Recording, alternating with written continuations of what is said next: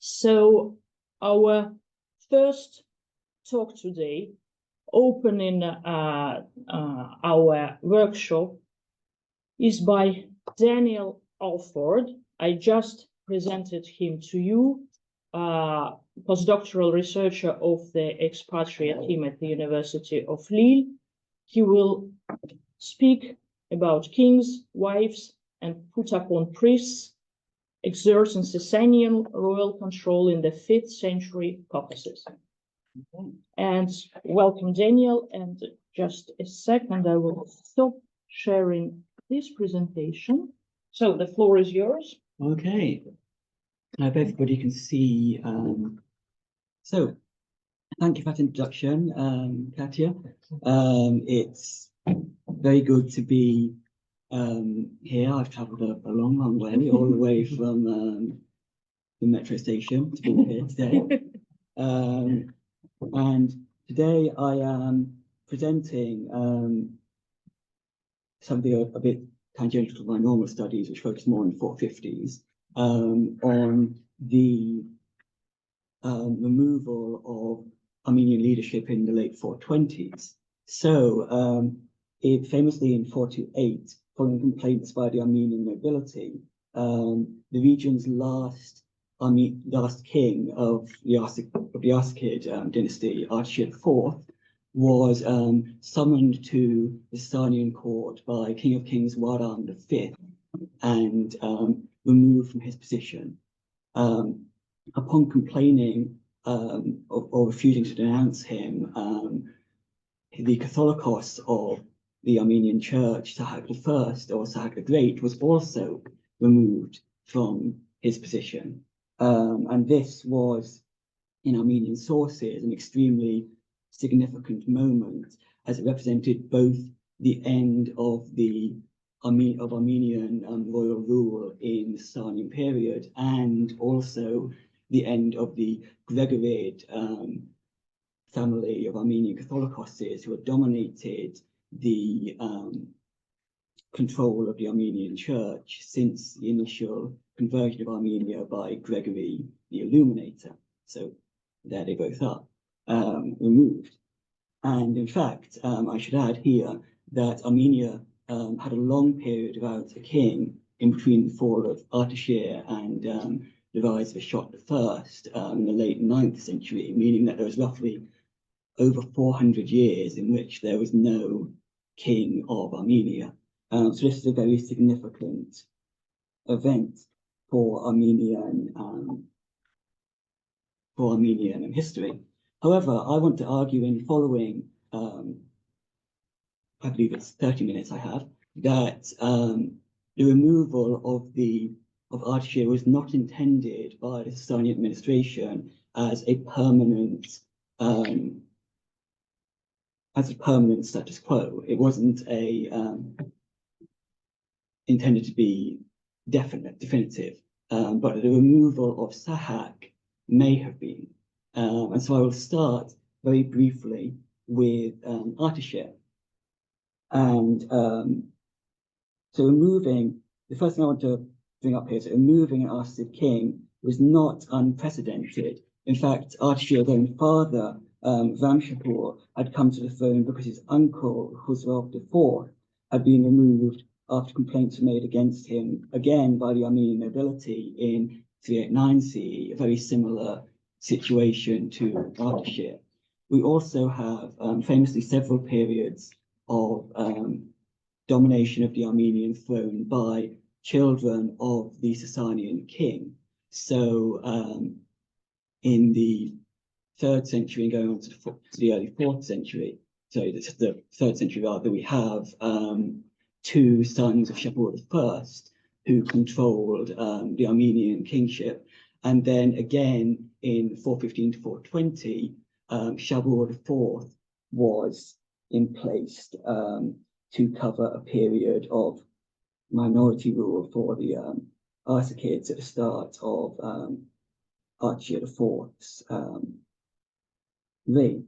And so we have these periods of previous Armenian kingship. And in fact, if we look at royal control of the Sasanian Empire's borders more generally, we see a pattern of gradual decline of royal local kingships, but one that doesn't suggest a significant attempt to systematically remove kings from any one Sasanian king of kings.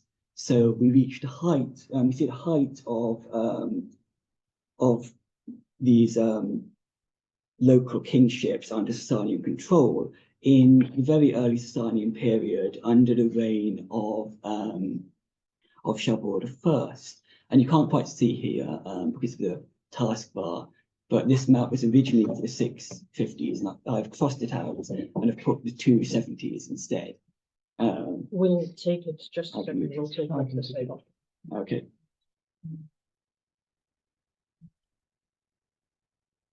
Thank you. Well, it's still a little covered, unfortunately, at the moment, but there we go.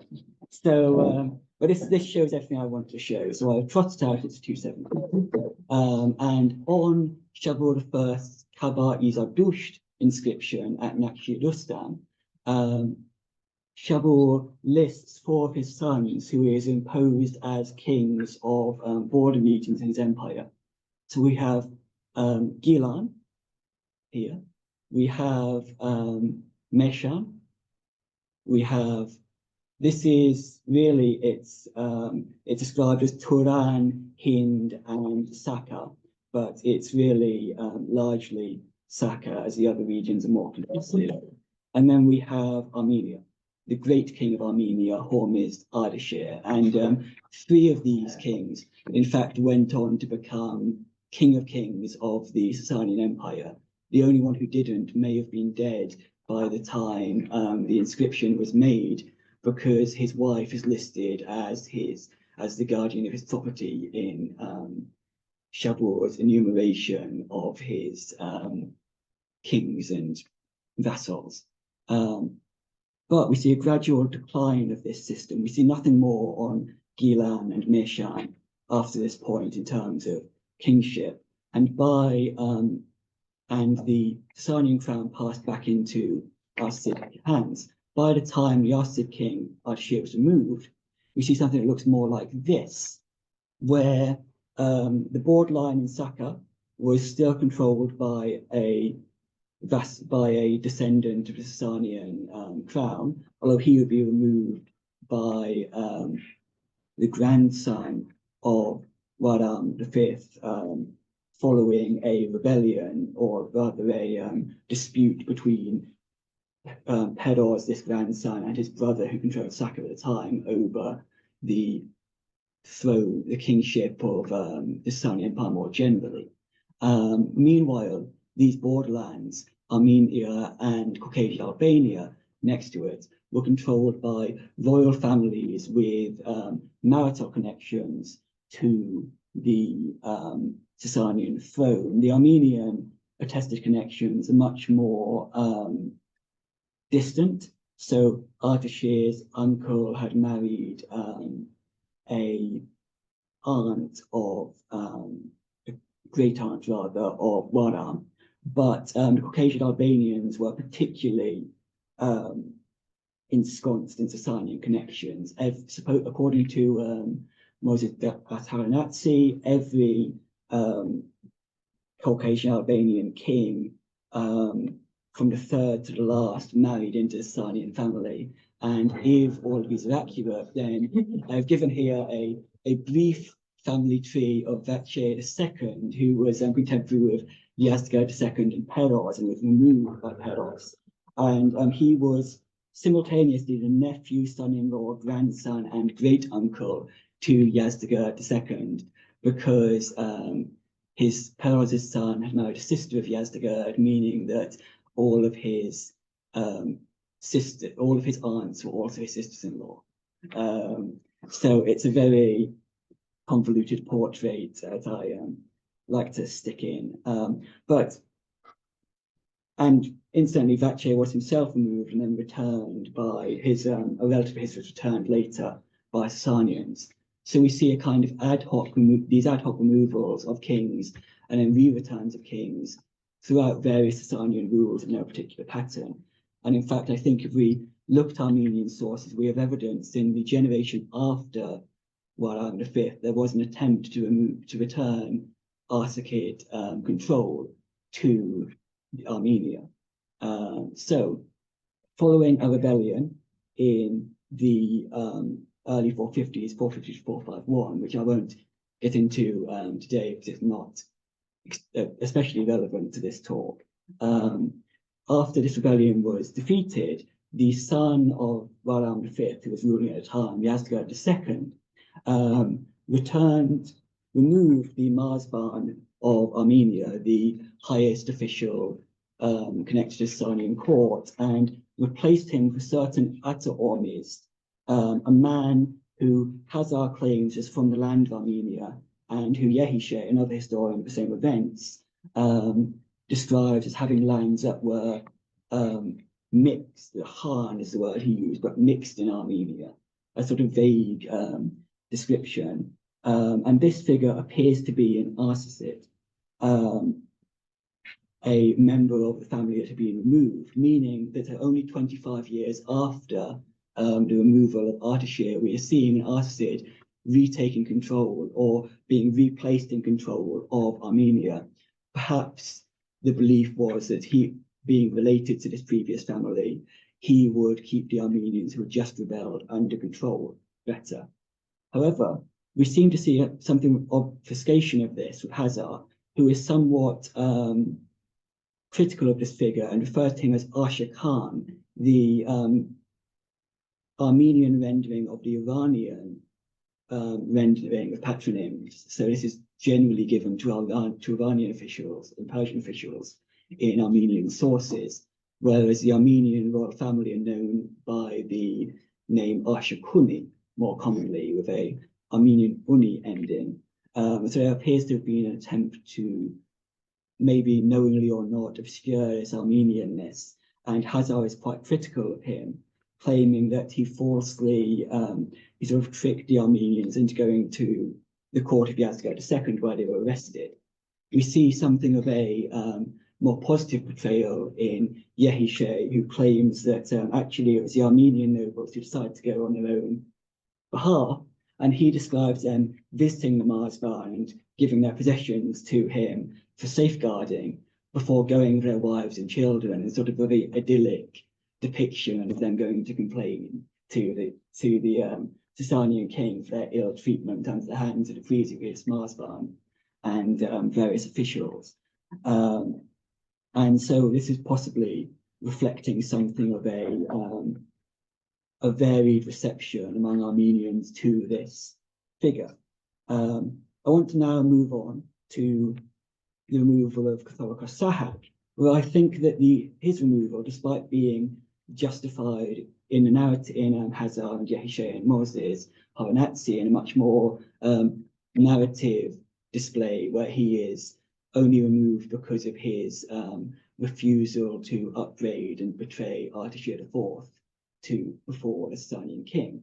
I want to suggest that his removal may well have reflected a policy change within, or not a policy change, but rather a policy decision within the Sasanian leadership that focused on systematizing the Armenian church more and integrating it better into the Church of the East, the East Syriac Sasanian church.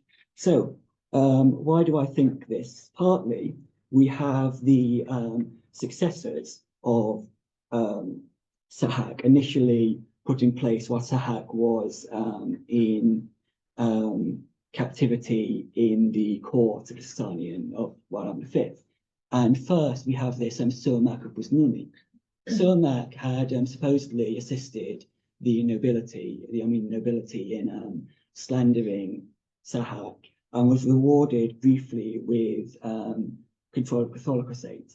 He came from a southern region of Armenia, one that was much more influenced by the Syriac church and under its orbit. And he was replaced after a year by a figure who was actually a Syriac appointee from the Syriac church, appointed by Wadam, this Bokhisho, and then another Syriac appointee Shmuel. And before Suleiman again returned to the position, and it's quite ambiguous when exactly he vacates it, but I'm taking Johannes Draskanakertsi, or the Catholicos John V, who claims that he lasted till 444, and I will get into that a bit later. But we also see an expansion in the late reign of Johannes, not Johannes, of Yazdegerd I, William V's father, and William V within Syriac sources.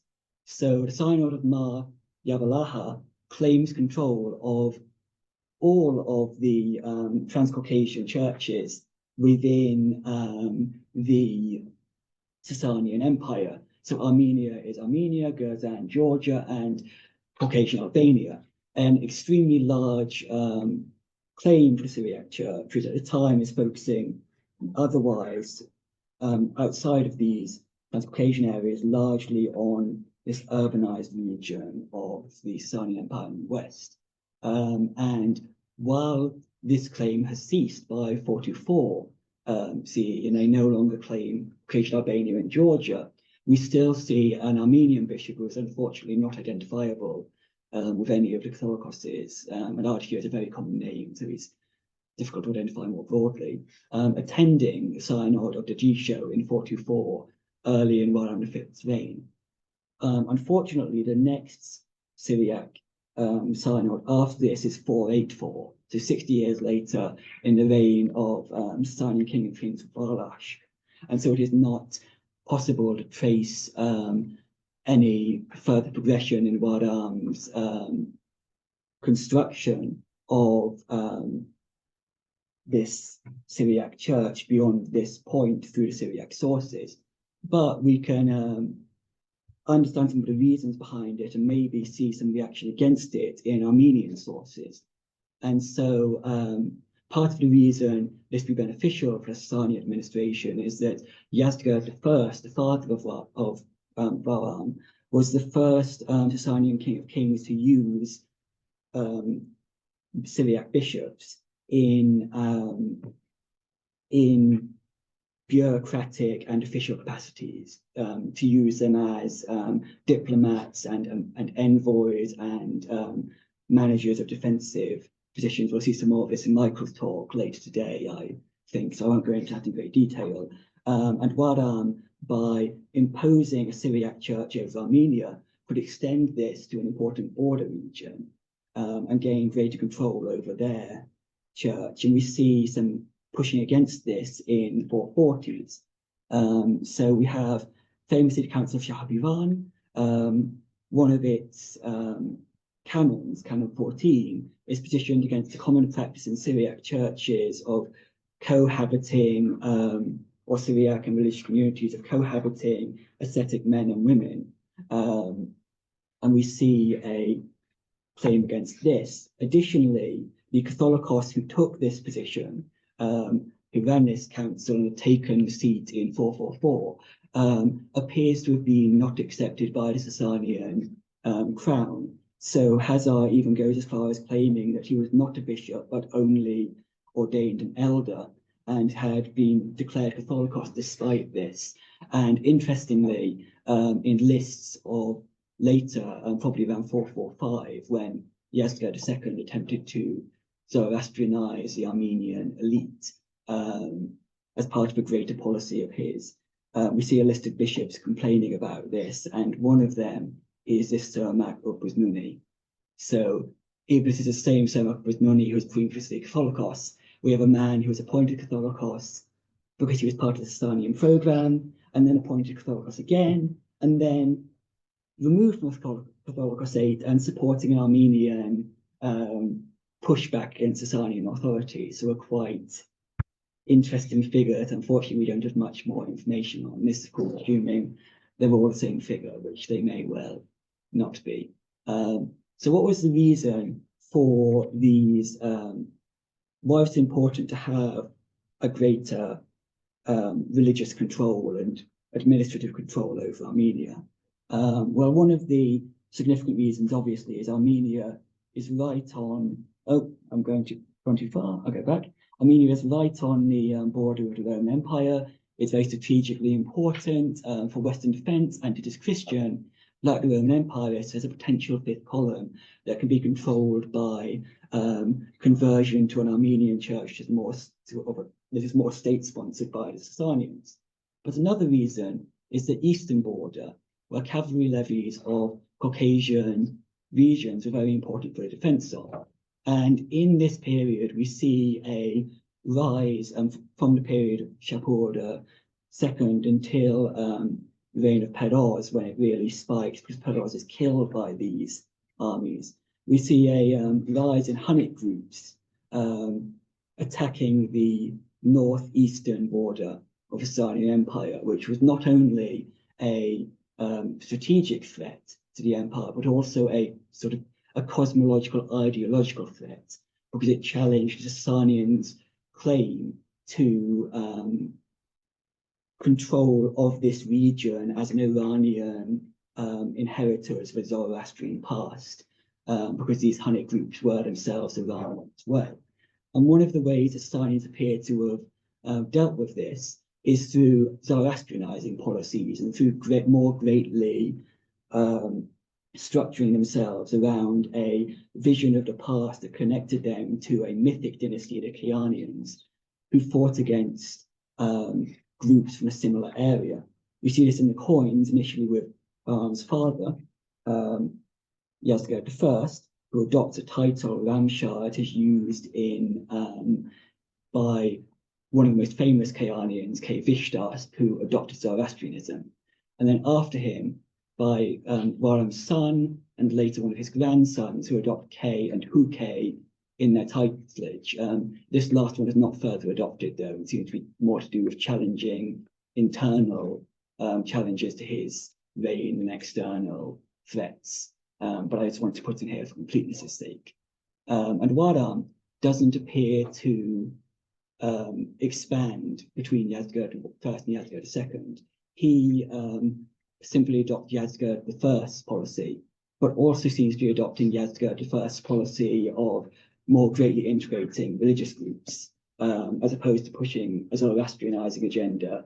He is continuing Yazdegerd I's policy, which is then broken by Yazdegerd II, who throws away this these sort of attempts to incorporate Christian groups for a position of instead persecuting them and more thoroughly and explicitly connecting himself to his Zoroastrian mythic past.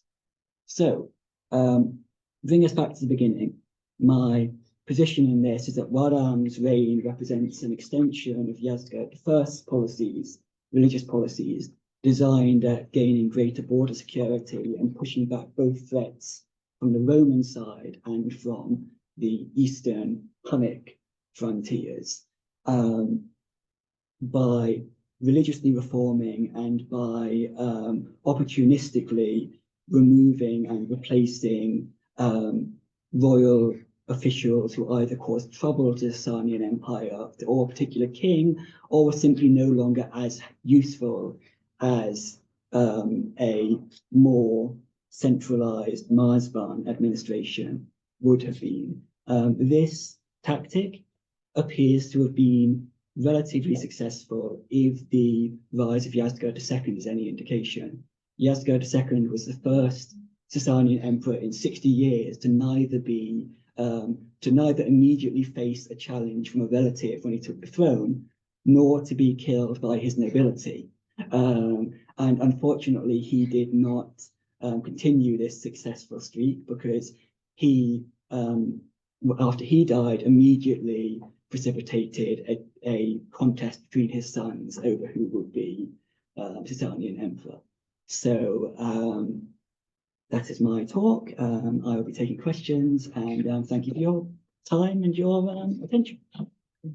Wonderful. Thank you. Thank you very much, Daniel. As I said, we are really not very intentionally, we will not be very formal. So please go ahead with questions. I didn't mention it immediately. If the speaker always wanted to ask one of the members of the public, online or offline, something, always also please feel welcome. And we will, maybe Michael also will be, about questions coming from our online participants. I would suggest that as a general rule, we will first invite you to ask the question, or just to ask it, so that you can do it yourself. Normally, it should be possible. If there are technological problems, then we will read your question on your behalf. But I think it's more fair to ask yourself. Do we have questions right away here in the audience? Or we ask, or we pass to the questions online. Please, Amir Askari, you are welcome. Just please don't forget to unmute. Let's Right, I'm just testing the microphone here. I wrote a lengthy comment in the chat. I don't know if Daniel has had the seconds to read it yet. This is more like my way of saying let's swap contacts, because nothing offends me more than using bad maps. And unfortunately, you know, a lot of the maps that Simon Nechev uses is unfortunately based on the modern topography, which in this case is not very helpful. Also, it's actually kind of inaccurate. I know of another cartographer who would have gladly supplied the mapping here, Ian Mlajov. He has a really good map on Pers Armenia. It's a little bit later and it's a little bit anachronistic. Like he has this approach with it. But anyway, for your future Yes. talks, feel very free to reach out to me. I'm available on Facebook, and I'll make you a really snazzy map. It's gonna Okay, be well, thank you. beautiful. Yeah. I will definitely keep that in mind. Yes, I think for this map, my intention was largely to show both borders and have something, because, you know, obviously the challenge of talking about Mishan and Gilan and Saka is if you don't have something, Oh yeah. no good news. Where you're, because, you know, I'm primarily focused on the Western Empire. I get foggy when it gets to the east, and I Oh yeah. liked this one. I think it very neatly Yeah. demonstrated these four Yeah. regions. But I can tell, I take your point that, you know, in certain ways, particularly in showing Pers Armenia, it could do with improvement, and I will absolutely rip your contact details out of this comment after this talk and contact you if I need maps, because I think good Absolutely. map making is fine. Absolutely. Should This not also be that. applies to all the speakers in the panel, and everyone who's holding the presentation. My throat is all sandy for some reason. I have no idea why. But so this offer is actually an open offer to everyone in the panel. So anyone who is actually in need of maps, feel free to reach out to me. This applies to everyone here. And there's also a bigger point to be made about the orthography of the location names. With Simon's maps, he tends to mix a lot of them, so they're actually quite inconsistent as well. There's also a whole convention of how to write out the Armenian location names. You know, sometimes they like to use this L, which has been crossed out. Yeah, Yeah, it's like a W thing. that Polish is people, my yeah.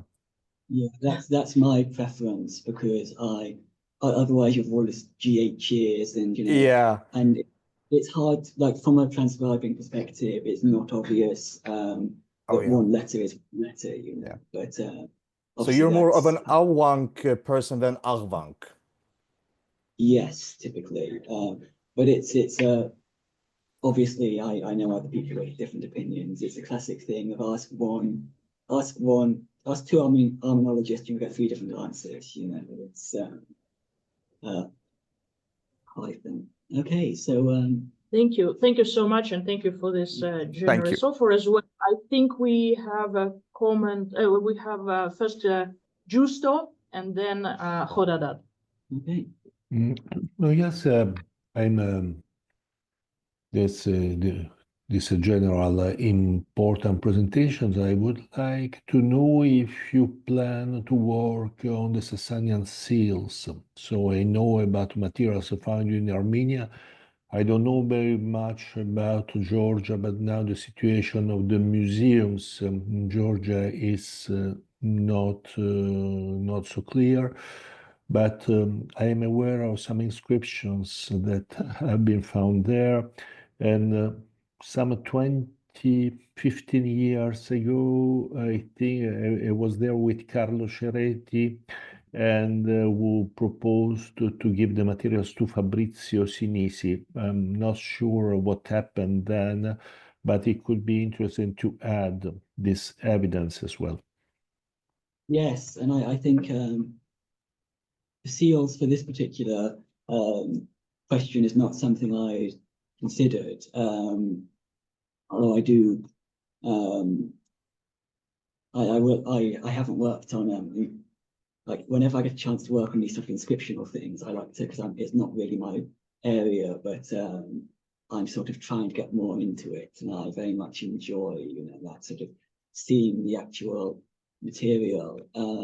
One thing I'd be interested for is whether we can find Marsban seals, because one of the interesting things about this removal of what around the 5th reign is this is really when we start seeing the position of Marsban in the Sasanian period, and a lot of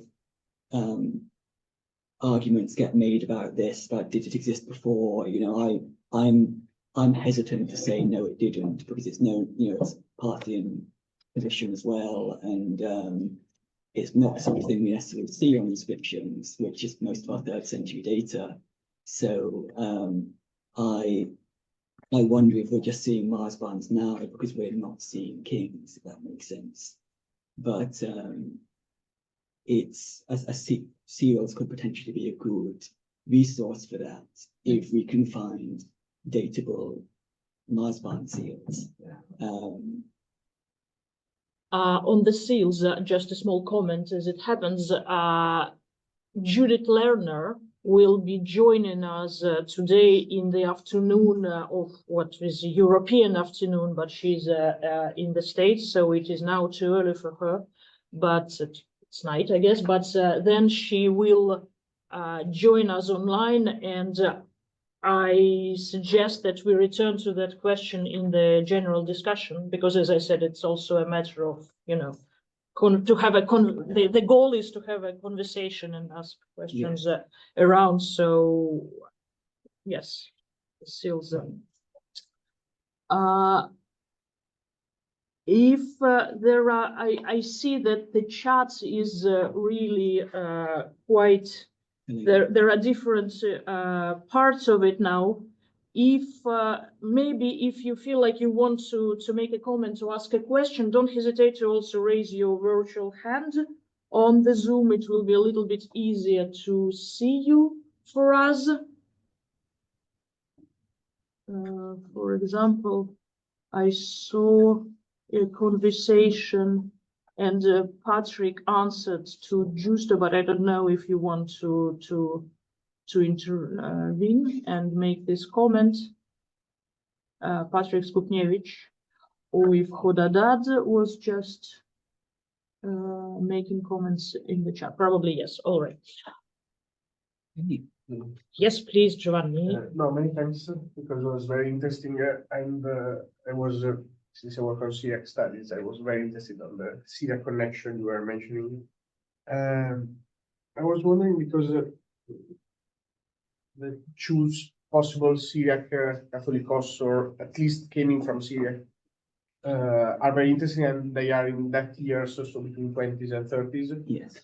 In some sources, I was struggling when I was reading them, like Thomas Arthur.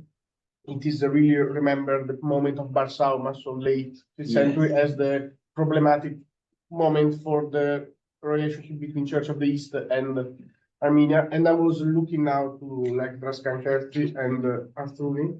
And it is interesting because in Draskan-Kerti, all the Barsauma stuff are not mentioned. Yes, well, there's a fantastic, I think it's Thomas Sartrini writes this fantastic story about Barcelona. Yeah. And there are extracts of letters of Barsauma yes, well, that are in Armenia and not in Syria. yes, well, but he has this fantastic story, like fantastical, where Barcelona is he's changing the books. Exactly, erasing all the names of Artsuni family members from Yehishe's history, which so is. my question was if in your research you plan like to have a look both on this first moment of connection imposed probably by the king in the first half of the 5th century, and then this possible second half of 5th century tentative of the Church of the East to enter. I mean, the Church of the East and Armenia have very because I've also done some looking at, say, their relationship in the early 7th century, when the Armenian Catholicos Comitas seems to very much fill a hole in the Syriac community that at the time doesn't have a Catholicos, and appears to receive delegations of Syriac bishops and attends a debate at a Sasanian court, and there's sort of this brief period of collaboration on the other foot, in this sense of in the 5th century we have the Armenian church being squeezed into the Syriac church, and here we have the Syriac church going to the Armenian church, but it doesn't survive Comitas. Because it is also interesting that this first phase we are speaking about is before the Christological division in a sense, and the Barsauma one is after. Yes, exactly. So, and they are all in the 5th century, so yes. I don't think no one studied precisely this problem from the Syriac perspective. No, and it would be good to like because I have Michael for the Syriac connection, and so it'd be good to take these and look at them from both angles and see what we can produce. Yeah, thank you for that suggestion.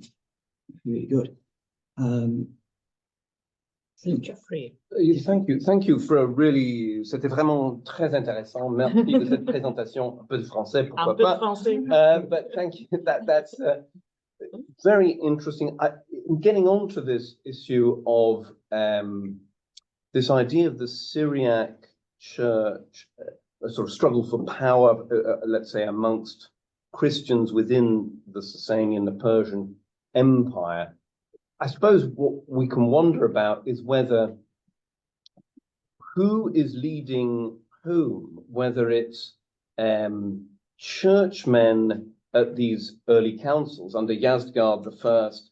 And again, you can ask the same question actually about the conversion of Constantine in the Roman Empire. That's a wholly different issue. But who's leading whom?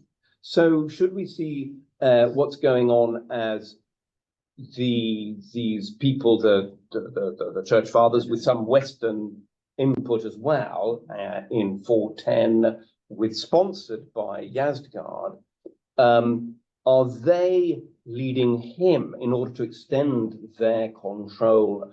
It's a power grab, if you like, by the southern Iraq sort of church and the Syriac tradition, to gain exclusive control almost over all the Sasanian Empire. But you're sort of seeing it more, some of the changes, as Yazdgard and his successors. I mean, it's very hard to know who exactly is in the driving seat here. But I wonder, I worry that those lists of which churches come under, the patriarchal Catholicos in Seleucia, Ctesiphon, is that, and there's a lot of instability there, of course. So would you like to say? I think, of course, these claims are just that, right? They're claims to power, as opposed to meaning he's got genuine control here. I think, are you including your maps in your? No, I have them on this laptop, not in the presentation. Yes, because there's Michael has made some fantastic maps showing the gradual expansion of the claims of the Syriac church. It starts very much around this core and then expands northwards into Transcaucasus, and then actually leaves Trans-Caucasus from based on bishops involved and extends down this border between the Sasanian and Hunnic powers, and which is very interesting because there's one bishopric in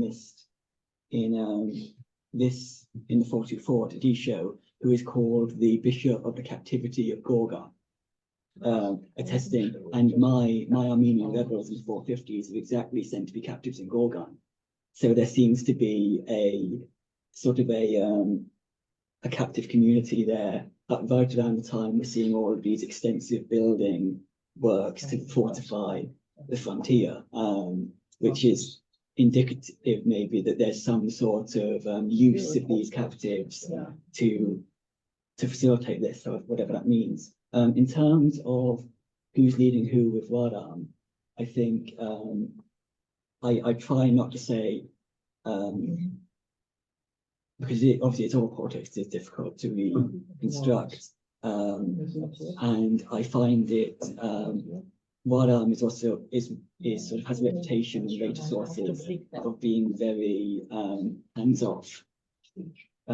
However, we do have one instance. So here we have the maps. Yes, basically I tried, but it's all a work in progress because some locations are very much unsure of. But I basically took the bishoprics and the metropolitan sees present in the first three synods of the Church of the East and tried to map them out more or less. This is an illustrator, just a sketch, it's nothing appropriate, but you can see that this is 410 and it's more on the Mesopotamian and Persian Gulf projection. And then if we switch just a second to 420, what I also wanted to say is that the claims to power of 420 are quite interesting because basically we have few signatories and the bishops mentioned are mostly metropolitans apart from basically Kurdistan and Ilam and that area, which is quite politically important, of course, in the Sasanian Empire and the Church of the East. And so we can see that basically the main spots are quite sparse because they are the metropolitans and not the respective bishops most of the time. And so we have generically placed Aran, Burdan, and Armenia, and so on, and some presence in the Gulf. And in 424, we can see that, well, there's an issue. The green ones are the rebel bishops mentioned in the synod, and the orange ones are the sees present. And as you can see, the whole Persian eastern border, more or less, is present in this case with these two captivities of Gurgan and Walashvar or Belashvar in Syria, and that will be something. This is fantastic to have him around. He's very. Of course, these are just like sketches. So there is, I mean, Armenia, Caucasus, Albania, and Georgia are always mentioned like region and not like a sea. Yes, it's like in the Armenian Church in general, like they don't have urban seas in the same way.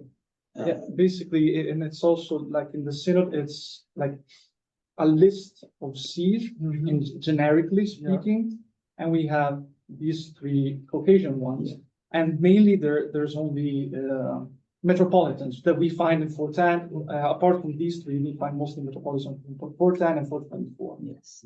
So metropolitan sees which are unnamed. Yeah. There are no names of bishop. While in 424, where there is a quite inner political issue in the Syriac Church, all the bishops are named in that case. Yes, of course, and of course the rebel ones are then condemned. So if I could just jump in quickly as well, because I think I realise I'm getting short on time. I don't want to cut into the next speaker too much. I should just bring up that we do have one Armenian source description of the after Bakisho, the first of the Syriac Catholicus removed. There is a summoning of Armenian lords to court, and there a debate about who the next Catholicos should be. And supposedly that Hazar describes as two factions of one who's saying it should be Sahak, and the other is saying it should be whoever the King of Kings decides. And so the second one wins out because you're arguing for the King of Kings and saying what he thinks is best is probably a very good way of getting what you want. and Shmuel is sent instead. And so that does seem to suggest that Waram is at least the one signing the checks. But of course, is he signing the checks because he's got a policy, or is it one of his courtiers? Mir Nasser is often a name thrown around in all of these reigns. Or is it, the church leader saying to him, here's the person we think should be in charge of Armenia, and he's saying, okay, then I'll take your word for it. We don't really know, and outside of like later Arabic history stereotypes of what these kings are like, I'd struggled to make sort of a decision on it myself. Thank you. Wonderful. Thank you so much, Daniel. That was really a very global, themes connected to the talk. Thank you for the discussion as well. We'll come back, I think, to many of these themes in the discussion at the end.